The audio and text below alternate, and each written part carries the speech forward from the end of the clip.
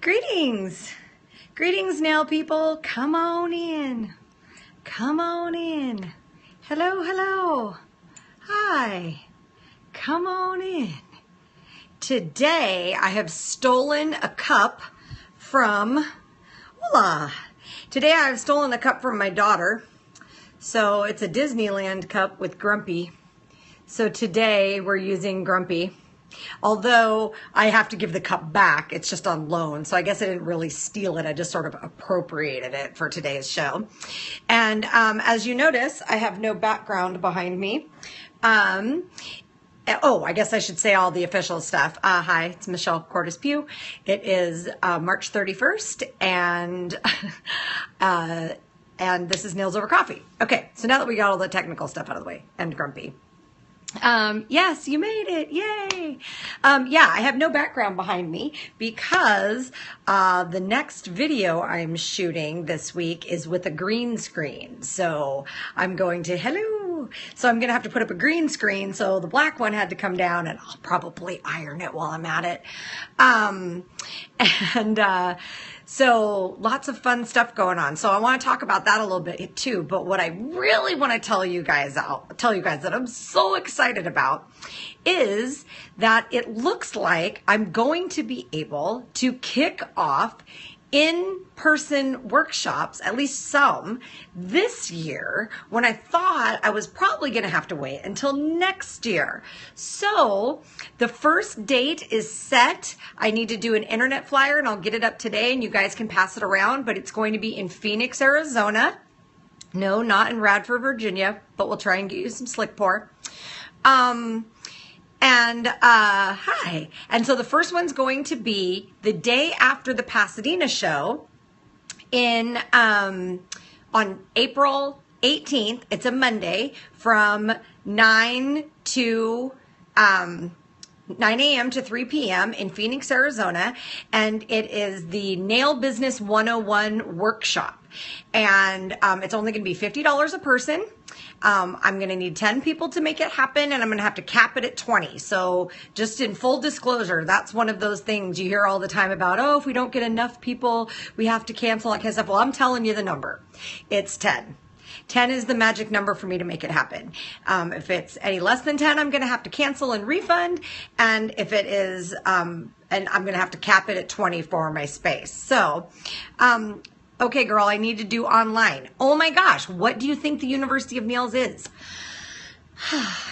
But, so, that is also being said that for the Willamette Valley Nail Event in Oregon, I'm trying to find a place that I can do University of Nails, right? I'm trying to find a place in Salem that's affordable because I really want to be able to keep my $50 a person price point. So I'm trying to find a place in Salem that's available for Saturday or Monday that we can afford to be able to do the Nail Business 101 workshop.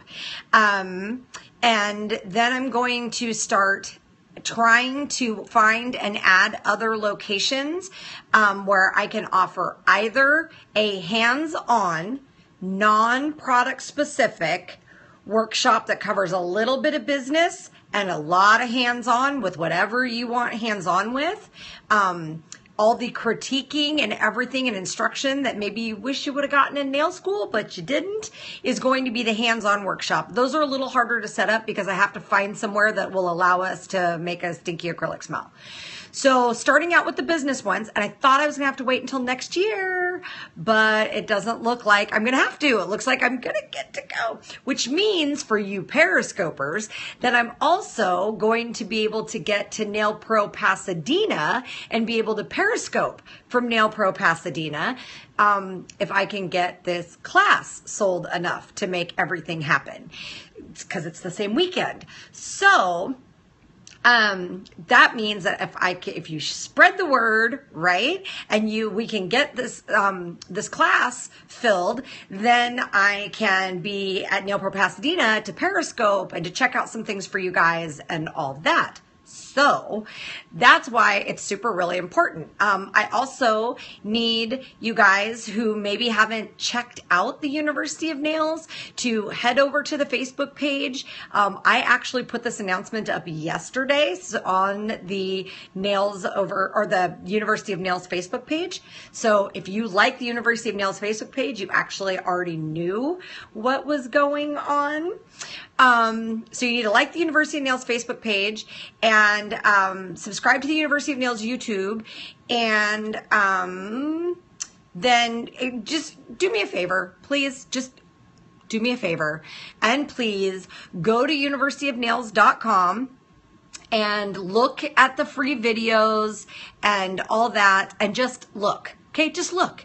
Look it for free. You don't have to pay for anything. You can look at the entire site for free, except for actually watching the members only content videos. That's it. Everything else on the site's free. So please just do me a favor. It's $10 a month. If you decide to join, if you don't, that's fine too. I get it, but please go check it out, because if I could get everybody to just look. So that being said, I am going to list off to you guys the videos that are currently on the University of Nails, and then I'm going to read you the list of videos I'm filming this week for the University of Nails. So I'm going to run through them really quick, so hang on. Are you listening? Are you listening? Listen, listen. Ready? Okay. The 7 P's of marketing: pricing, overall business strategy, social media marketing strategy, promotion, advertising, positioning in your market, business plan basic, expenses overview, cost per service part 1, intro to retailing, STP, which is segmenting, targeting, and positioning, promotion, public relations, the 4 C's, place, what is in a marketing plan, the 7 P's physical landscape, the 7 P's process, the 7 P's people, the 7 P's promotion, introduction, the 7 P's place, the 7 P's product, product marketing versus service marketing, start here, and an overview of the 7 P's and a video about me and what's going on with the University of Nails. There also is going to be all of the Periscope trials and everything I've done archived on the University of Nails once I get to uploading them, probably this weekend. The topics that I'm filming this week that will be added within the next couple of weeks to University of Nails are ethics, what's in a name, developing your brand, writing a mission vision statement, how to test a product, writing a college level paper, tools and resources. You'll need that for this. What it means to have a customer centric business, a marketing plan template, what to do with it, the business plan template and what to do with it. Those are 2 videos you're going to need to watch to get your professional certificate from the University of Nails. Cost per service part 2, customer relationship management, search engine optimization, promotion, printed, dead or alive, distribution channels, supply chain management, diversion, ventilation and dust extraction, how to price services and charge customers, so how to build a pricing model, how to do a good consultation at an appointment, and online booking versus paper booking, a comparison, plus the video I'm doing in front of green screen that I can't tell you about. So those are all the videos that I'm filming this week. The video equipment's like right there. So I'm doing all of that this week. You will, if you sign up for the one of the actual workshops I do in person, you're going to get a little bindery thing that has paper for you to work through. It's going to be 6 hours. It's super intense. We're not taking a lunch break. We're just going to take short little breaks. And so you'll have to bring your thinking hat. And you will have to bring your something to snack on, lunch type stuff, whatever, because we're going to be kind of going for $50. I want everybody to get their money's worth.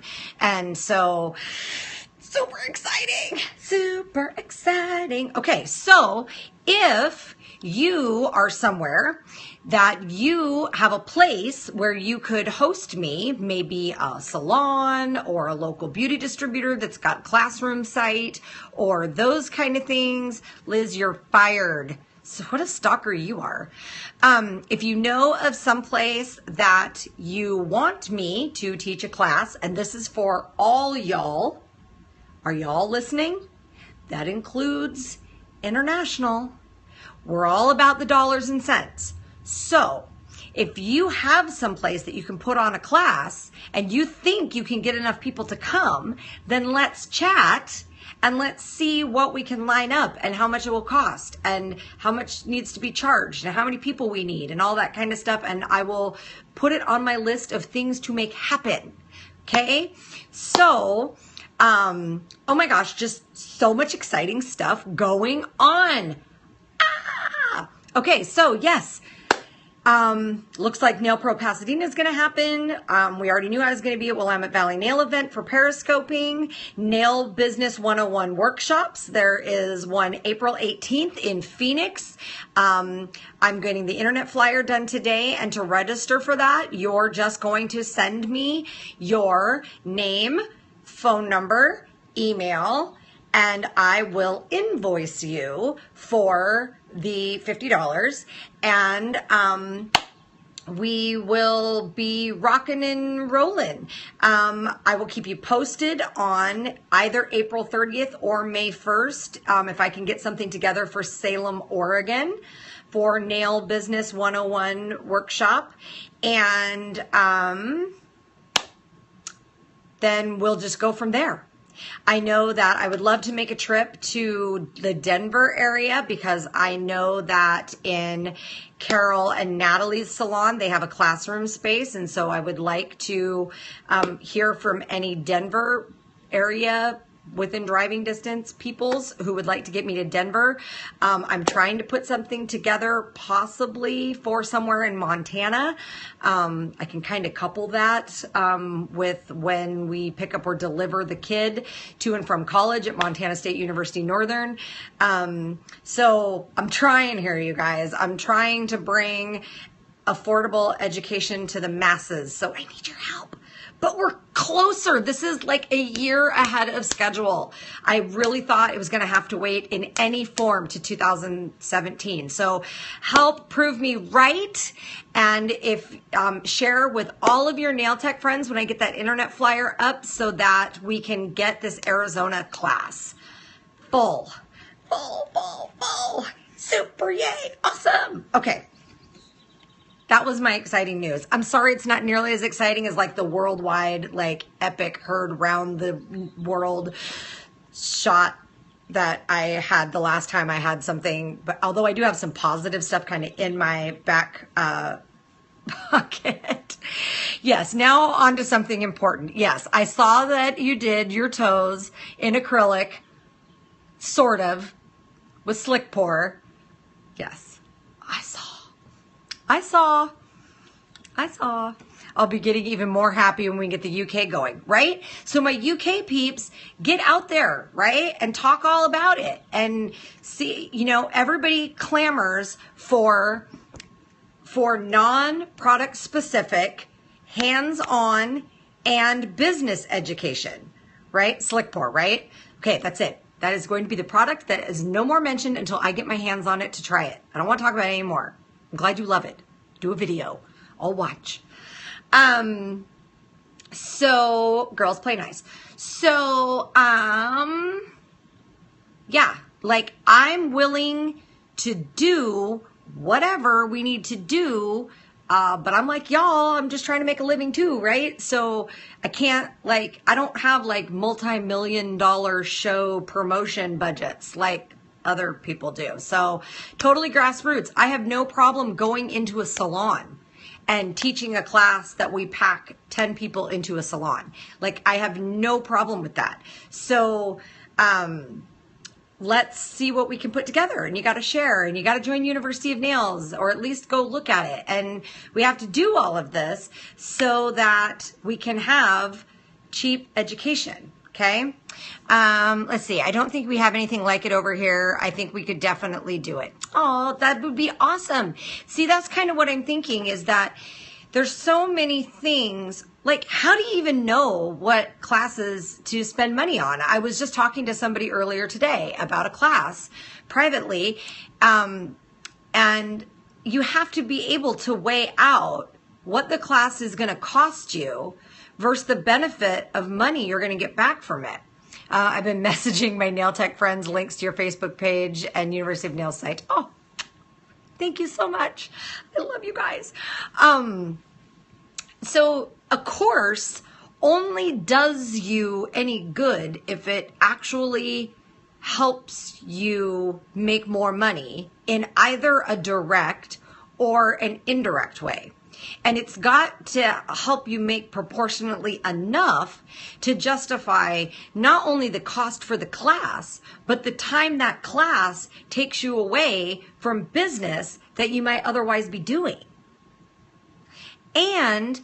But it doesn't necessarily need to be directly related to, like, if a gel class teaches you something that actually helps with your acrylic, then it was still worth it.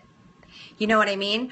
Or if a class inspires you in such a manner that it gets you back on your A game at your table and therefore becomes more profitable, even if you don't actually implement anything you learn through the training, then that too. Like, you know, so there's multifaceted. So like there's trainings that I want to do, but right now they're on the cost versus benefit be damned. I just want to do it, so I'm going to do it list.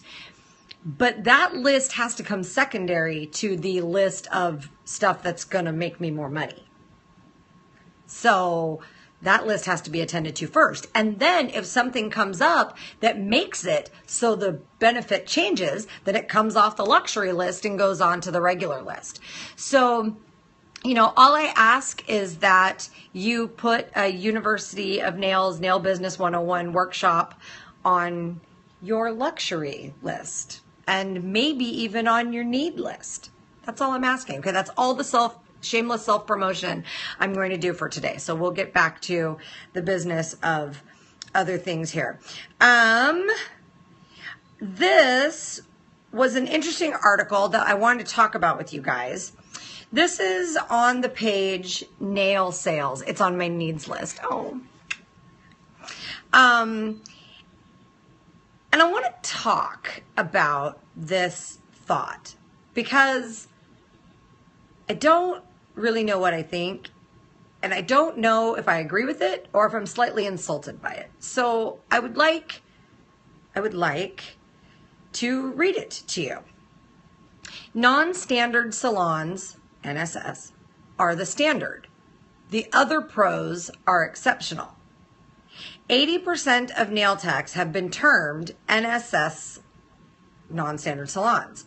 They purportedly do not consistently follow sanitary practices, perform mainly acrylic pink and whites with tips and smile line cutters, and use techniques and products which do damage to the natural nail surrounding skin and the nail bed itself.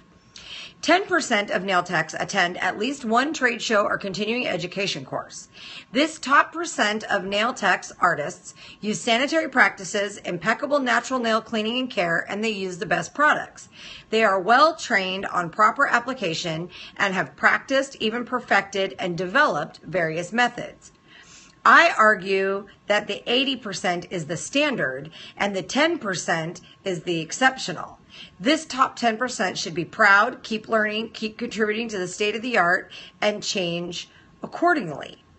Let them be the standard techs. We will continue to be the exceptional nail artists. Now, I'm not sure exactly in its entirety how I feel about that whole thing. So we're getting applause. So, I mean, I agree with that non-standard salons has become more standard, like they're more the majority, or at least the more visible majority, maybe would be better to say. Because like I tell people all the time, there's a lot of us around. We're just not in every strip mall. So, but we're here. We just got to make sure everybody knows how to find us. But there's some parts about this that really get in my craw though. Like, right, Mayor? Mayor says more visible, yes. So it says they purportedly do not consistently follow sanitary practices. And I think this is what really is kind of the bee in my bonnet, is perform mainly acrylic pink and whites with tips and smile line cutters. As a nail tech, that really actually kind of offends me. Because for 10 years, I did almost, like probably 90% pink and white acrylic nails. I was deemed an NSS by a certain CND, as I didn't have everything one brand, and nothing wrong with tips. Yeah, see, I feel like this is sort of tip shaming, which tips are a service, which is a process that you choose to have in your salon and have on your service menu, like anything else. And I got a real problem with saying if you do mostly acrylic pink and white nails with tips, that you're a non-standard salon. Or that you should even be looked at the rest of the way as potentially a non-standard salon. Like as a nail tech, that kind of insults me. The smile line cutters thing. Dude, to each their own. I don't care if you use poppets, inverted molds, tips, sculpts. There's a lot more tips here than sculpting, right? It's just another differentiator, which you understand because you belong to the University of Nails. Yeah, everyone's comfortable doing it their own way. Well, around here anyway, right? The smile line cutters thing. I've never used one, but I don't see why it would be bad. Nothing wrong with tips, and if you're slammed, smile cutters can help, right? Use techniques and products that do damage to the natural nail, surrounding skin, and the nail bed itself. I think this falls under the nails don't destroy nails, nail techs destroy nails thing. I have some, but I've never got around to trying them, right? I'm really going to have to jump in on this nail damage argument because I've said it a few times. I think it was more pointed at the NSS non-English speaking pointed. Yeah, but see, that still sort of pisses me off too, because that's like saying I don't wear black girl nails, or your nails are hooker red, or any other stereotype thing. Like as a nail tech and as a person, that kind of insults me. Here's the deal. If you go in to your hair salon and you say, I want platinum blonde hair, and they say, okay, I have to double process your hair. Like, we're going to bleach the crap out of your hair, and your hair is going to need some help after that. And it probably won't ever be the same until it grows off. And you say, cool, I want platinum blonde hair. Then the hairstylist does a double bleach off the scalp, preferably, lift, double process, and it trashes your hair. And you got to baby it until it grows out, or you get sick of it and you fill over it and fill it and color it and whatever. But even if you fill it and color it, it's not the same, and it keeps fading, and you got to keep coloring it till it grows off. Why is that okay? But prepping a nail per manufacturer's instructions with whatever the manufacturer says to use is somehow like the devil. Now, we shouldn't be doing anything that hurts our clients. We shouldn't be doing anything that permanently damages the integrity of the nail plate, nail bed, surrounding skin, hyponychium, eponychium, anything that allows disease or disorder to take hold. But you're welcome, Mayor. But I have a real issue with just because somebody does as a business model, somebody who sits down at their table, it's wiped clean, they put a new sanding band on their e-file, They very safely and carefully push back the cuticle and remove the shine from the nail plate, prep the nail, apply tips with glue, maybe even white tips, put on clear acrylic, shape the nail with a hand file that's never touched anybody else, and then finishes with their sanding band and applies clear gel sealant and cures it in a UV or LED lamp. Somebody explain to me what the hell is wrong with that. Because I read this and I feel like there's people that would say that just because you do that, you're a non-standard salon, to which I say, bullshit. So, and words like damage, proper application, perfected, those are very subjective words. And so I read this, and on the surface, I go, yeah, non-standard salons are the standard, and we should be the standard, and they should be, you know what I mean? On one hand, like, you read it and you go, yeah. And then you go, wait a minute. What did they say? Let me read that again. Let me break that down. Not everybody can be the top 10%. It is statistically impossible. Do you know why it's statistically impossible? Because then you are emoticons of horse poop. That's awesome. Because statistically, if everybody was the top 10%, then we would all be the 100%, and it would be different people at the top 10%. Not everybody can be the top 10%. There's always going to be a curve. It's called a bell curve. And 80% of people are going to fall under a standard curve. And 10% are going to be in the top. And the 10% that are in the bottom are both in the minorities, outliers. Thank you, Sarah. Statistically speaking, we can't all be the top 10%. We can't all be the top 80%. Because we can't be anything that's less than 100% and all be it. So this is kind of that whole, right? Mathematically impossible, Mayor, right?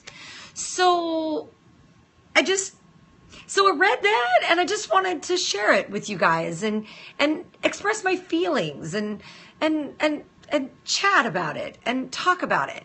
I think the point that's trying to be raised here is do no harm. First off, like a doctor, first off, do no harm. And then do good to the best of your ability and continually try to get better in all facets of what we do as a career. That being said, is there anything wrong with a nail tech who's not a career nail tech who does it as a job? No. As long as they're doing no harm. Not everybody's lifers like we are, And so, yeah, stepping off my soapbox. Yeah, never stop learning and improving. Absolutely, Sarah. And, that whole work smarter, not harder, like that's the whole goal with the business education is to work smarter, not harder, and to increase your profitability, streamline your process so that you can have a better work-life balance because you don't feel like you're always at work. To have a plan so you know where you're going, because I guarantee that every successful business has a plan. If you don't, if you fail to plan, then you're planning to fail kind of thing. I don't think I'll ever stop learning as there's always something new. Absolutely. And so it's a constant battle that we have to have, right? That whole investing versus what's a luxury wanna do thing versus, you know what I mean? Like and you have to have all the tools and you have to look at it from all sides, and we have to stop blaming people who aren't exactly like us. Not everybody does what I do, and that's good. That provides differentiation and variety in the marketplace. Of course, we don't want everybody to be the same. That would be so boring. Maybe it's more the old school, not wanting to move on with the times folk. Diversity, right? Yeah. I mean, I guess, I don't know. I've just been doing nails who are getting their knickers in a twist. Yeah. Maybe. I just think that we have to watch change, acknowledge change, embrace change, work with change. But yes, if we're all trying to set ourselves apart, nobody will be the same. And so on a University of Nails standpoint, because that was just said by somebody who is a University of Nails member, who I know has watched the videos, that it's that business strategy thing. It's all part of it's okay for everybody to be the same. That's competing on cost. So they're arguing it out about price because they're offering the same service and they're all trying to do it at the cheapest possible price to get clients. That's fine. That's a strategy. It's called the low cost strategy. Walmart uses it. But then there's differentiation, which is I do this differently than everybody else. So this is what makes people, you've done your chart. Oh, good girl. This is what makes, it makes my heart smile. This is what makes me different. And so this is how that factors into my whole business. And that's okay. So they're both okay. And then a combination of the two. A value strategy, those kind of things. They're all okay. And we need to stop bashing people who just don't happen to be in our little group, our little clique. Because I don't know. I'm really getting sick of it. And if I hear one more person use a ethnic descriptor with me as being equal to a quality of service, you guys think the CND rant was bad? I'm going to go on a rant of astronomical proportions. I've had enough of it. I don't know how many times I can say, I don't care if you're purple with pink polka dots. If you're a nail tech who's making a living doing nails to the way you want to be doing it, or you're striving for something, and you're taking care of clients and and you know what I mean? Like, whatever, like, that's just, right? I'm off on one again. You guys know how I get.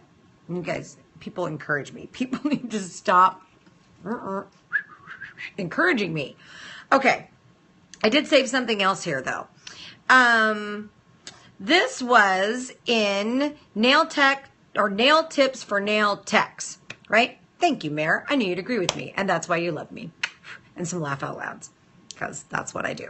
Okay, this was posted by Taylor in Nail Tips for Nail Techs, and it was a picture, and I'm going to go ahead and show you guys this picture. Okay, nails, and said, you know, hey ladies, I'm looking for a little advice. Do any of you find that no matter what you do, your nails aren't as perfect as you would like them to be? Laugh out loud. I feel like I'm constantly on my own case. What do you think? And there was a lot of, oh my gosh, yes, everybody, blah, blah, blah, you know, oh, and I finally had to jump in with the key to making a living doing nails. I'm going to give you the key. Are you ready? You holding out your hand for me to hand you the key for you to put in the lock and turn it? The key to making a living doing nails is you have to learn how to be satisfied with good enough. Yes, of course they still need to be great. Like they need to be worth the money, right? Wi-Fi went, how dare it? Oh, okay. But the key is coming to terms with the fact that you could file the damn things off and they still wouldn't be perfect. It's good to be able to see the imperfections so that you can keep improving, but not let it make you crazy. Let it go. Let it go. You have to let it go. Okay? So the key to making a living doing nails is being able to accept when it's good enough. That you, like I said, you could file on it for 12 hours, 100 hours, and it's never gonna be perfect. So I suppose it's like plucking your eyebrows when you're a teenager, right? And we don't pluck our eyebrows. We pluck a chicken. We tweeze our brows. We all have good days and bad days, right? Nobody's perfect. Exactly. We, just like anything else with Photoshop and magazines and all that, right? See, I'll teach you. Bit of a perfectionist, and we're our own worst critic. And yes, that's all the same things that were said. And I said, that being said, these nails are lovely. They're lovely. Now, I don't know if she feels like she got paid enough for doing them, or if the client feels like they were worth the money or any of that, because so much more of that is more than just the end result of the nails, because we are a service business. But the nails are, I look at the picture and I go, they're pretty. Like, those are salon nails. These are salon nails. These are not magazine photo shoot nails. They're not altered. They're not take 10 hours to do them nails. They're none of those things. They're salon nails. And in salon nails, we have to find the right balance of time and result to be able to make money. Because that's why so many people leave this business, is they say, well, I can't make any money. Well, no, you're right. If you charge $30 for a set of nails and it takes you 4 hours, then you're right. You can't make any money doing that. So now how do you get from that to making money? How do you get from that to making money? Not how Susie Q around the corner gets from there to making money, right? See, I'm on one today. Okay. This is what happens when you guys get me all excited and fired up about going to do workshops. Oh my gosh, my favorite thing in the whole world is to be live and in person with people and start watching the light bulbs go on over their head. That cup's rubbing off on me, right? See the light bulbs going off over their head, to see that aha moment of, son of a biscuit, I got it. I know exactly what I'm doing. Mare's with me. Mare understands. That is for people who strive to teach, who strive to educate and all that. That is, and Mare says, love that. That moment where the one at a time, and you can watch it go bling, bling, bling, bling. And look, see, I'm sending you guys things over to the other side of the pond. Son of a biscuit. You know, that light going on. I remember my light bulb moment. Best feeling in the world. Absolutely. And so for me to be able to get out in the field and take 10, 20, 40, whatever, however many people we can pack in whatever space we have, and really work on some stuff that's important to each person in the class so that everybody gets a light bulb. And at the end of the workshop, we just have a whole room full of glowing light bulbs. Like, that's the best thing an educator can do. And so I'm super excited. I'm excited. Okay. So now it's time for me to go pick up my daughter from work. So I can't stay with you folks any longer today. Why I like to continue to train. Absolutely. A lot of times teaching is just a labor of love. I'm trying to embark out on something here, doing it non-product related, all on my own, that making my money off the education, not off the sales of products. Profit, that people say it can't be done, and I say it can. I know, it went quick again, didn't it? That's what happens when you guys get me on a rant. Not in it for the money. I would, however, like to pay all of my bills on time in the same month. I'm just saying. Time to catch up on what you missed. Yes, absolutely. And I'm going to go pick up my kid, and I got some stuff to do. And then I will... I'll get that internet flyer up, and I need all of you guys to help me promote it around, and I need you to pass the word on that we can do this, but everybody needs to do it, and everybody needs to get on the business education train. Okay? All right. I have thought it was Friday every day this week. That's a problem. So I have learned that it is now, in fact, Thursday. So tomorrow it is, in fact, Friday. So I can actually have it be Friday tomorrow. And I get new mugs tomorrow. Isn't that exciting? The Garland family comes to retrieve theirs, and I get new mugs. So, all right, guys, I'm out of here. Got to go pick up my kid. Oh, it is Friday there. Oh my God, that's true. In New Zealand and Australia, it's Friday. Okay, well, I still have another day. It's half term. Every day is just one day, right? All right. Goodbye, you guys. Thanks for coming in to see what I had going on. Spread the word. I'll get that internet flyer done today, I promise. Goodbye. Goodbye. Good night in the UK.